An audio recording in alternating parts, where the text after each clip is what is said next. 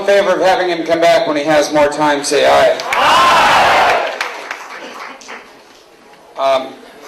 Judge Hodgkin, where are you? Are you still here? Please come up. He's here. He's coming down. Judge Hodgkin, everybody. Hosking. Do you guys remember this guy? You elected him. We have a little something for you, Judge. We have the signatures of all of the people that were present, and we wanted to give this to you and have you say a few words. It says here, the only way that evil can flourish is when good men do nothing. You are a good man, and evil and incompetence will not flourish on your watch. We have confidence in you by the nature of your explanation for running for office in the 11th hour. Congratulations and good luck.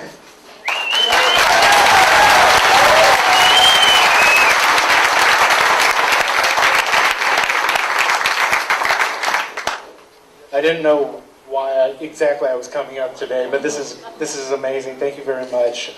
This looks like exactly the sort of thing I should look at every day as I'm walking from my chambers to the bench to do the work of the people and make sure everyone who deserves the full measure of the law gets exactly that when they come to my courtroom. I wanted to say thank you for electing me, obviously, and wanted to say once again thank you to my Tea Party wingnuts, as my opponent called you.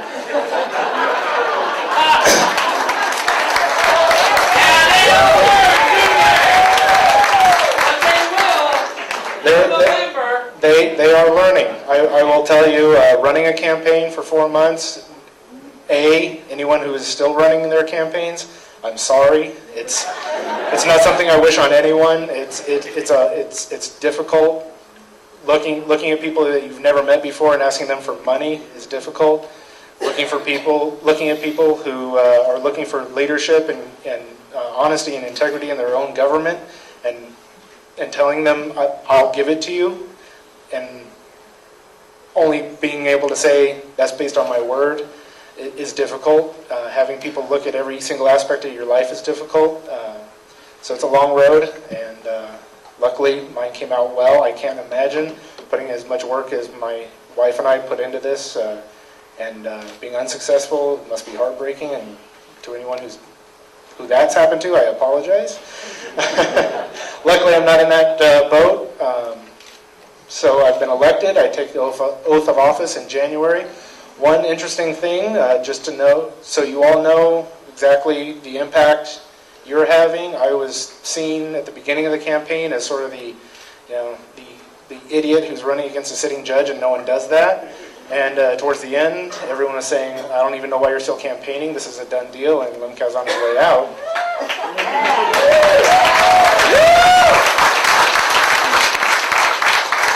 But now I'm scheduled to take my oath of office at the very beginning of January when my term starts, and I've already been asked by the Republican Party to swear in their, Central Committee later in the month. So from between the county clerk, the recorder, every judge in the county, the Republican Party has chosen me, the guy who was an outsider just a little while ago, to swear in their entire Central Committee, who's in charge of selecting all their candidates and all that. So, never been one for politics, but I think it does bode, it signals something that's in the air, which is people are fed up with status quo. They don't want the same old faces. They want something new. And I think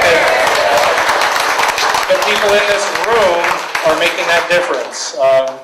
So I won't go on any further because, as you know from the last time I was here, I'm not allowed to give you my opinions on anything because I can't be held to them once I take the bench. And read between the lines all you want. That's up to you. I'm also not allowed to accept gifts. So to the kind gentleman who tried to buy me a beer, I had to pay him at the bar. It's a whole new world, and I'm trying to get used to it. And thank you all for the promotion, and I really do appreciate it. Thank you again.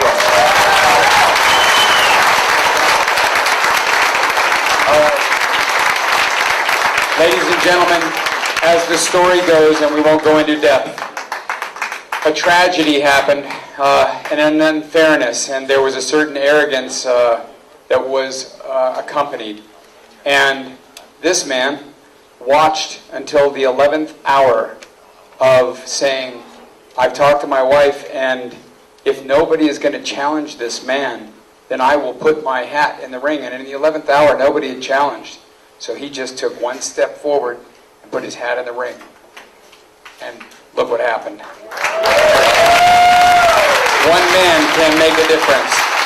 And ladies and gentlemen, with that, I want to introduce Congressman Jerry Lewis. Please come up. He has been kind and gracious and patient while we tried to show him what we're made of out here. I hope we made a good impression, Jerry. So nice to see you.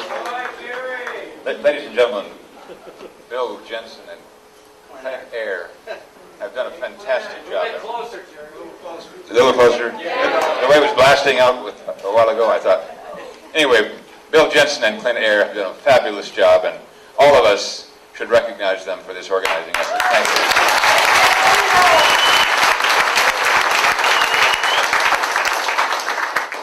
I heard somebody just then say freedom.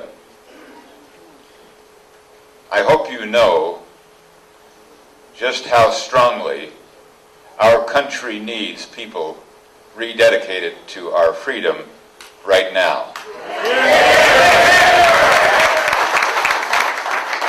I have served in the Congress a long time, and I have never in my life in public affairs been so concerned about our future as I am right now. I went to my first Tea Party meeting almost exactly a year ago at the University of Redlands.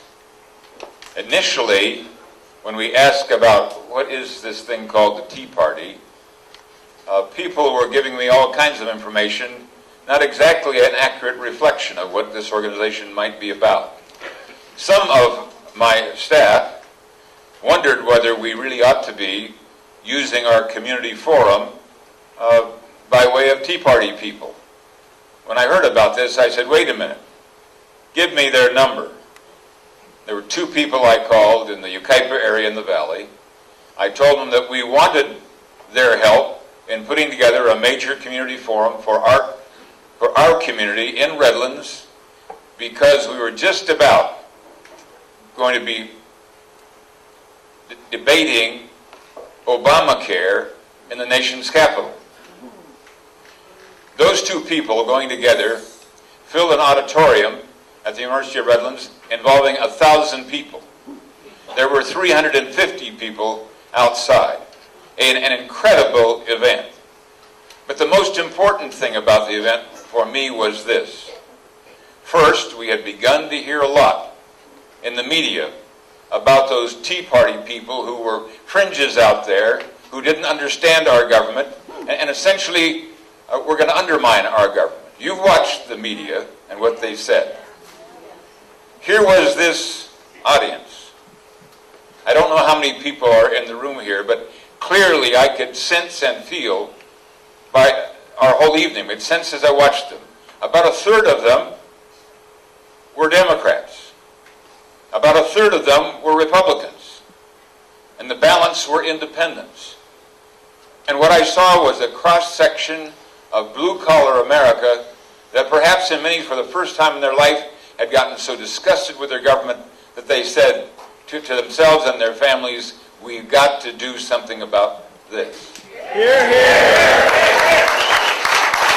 So very much thank you for this. And now let me just take a moment to share with you my most immediate frustrations and spend whatever time we have left on questions.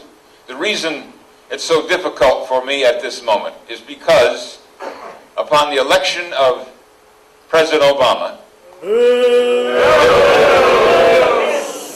there came with him an even larger majority of progressives within the House of Representatives. I will not speak for the U.S. Senate, but I can tell you this. Nancy Pelosi, she has surrounded herself with the most liberal elements of our entire society. And they are committed to doing almost everything they possibly can in the nation's capital and not here in our communities. The best thing that we did last year was to delay the health care bill long enough to come to the August recess. Because during that recess, America came alive.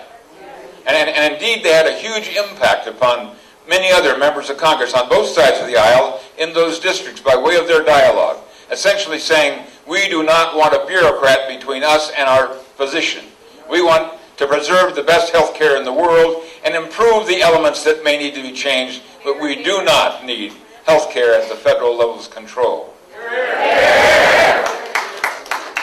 I can tell you this, we won many a victory in taking that bill to the floor, and eventually it was signed into law, but it was a radically different bill because of your input, and input on the parts of many people like you. But President Obama was then, and I can tell you still is, committed to a single payor system.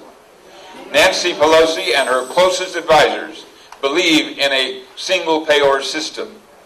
Henry Waxman in Los Angeles, who carried the bill, is absolutely committed to a single payor system. So the foundation is there, and by golly, we need to do everything we can to see that we bring back, repeal that element that passed.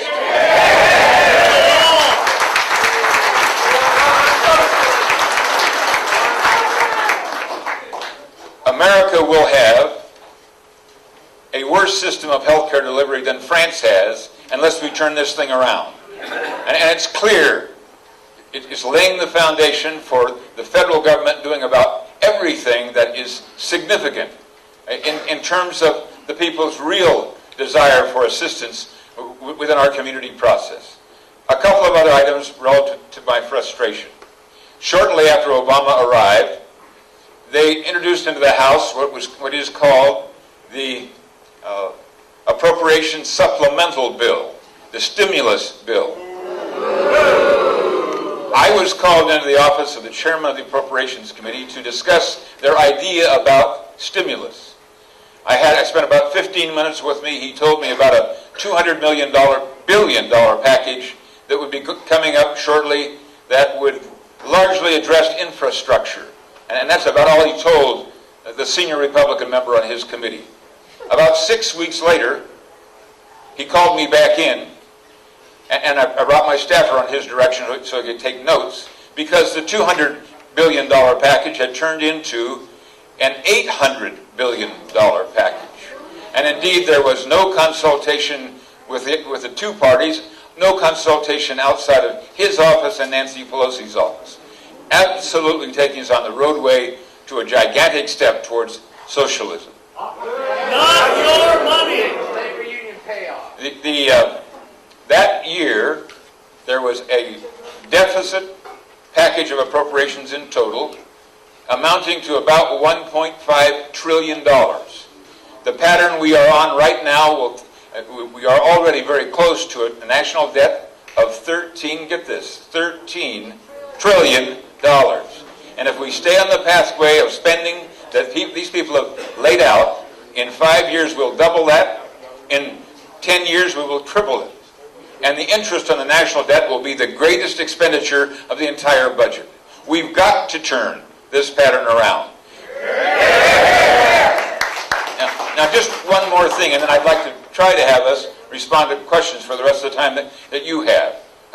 By the way, I'd say you've been here a long time, and you've been very patient. I'm not going to keep you here all night long because I do want you to invite me back again.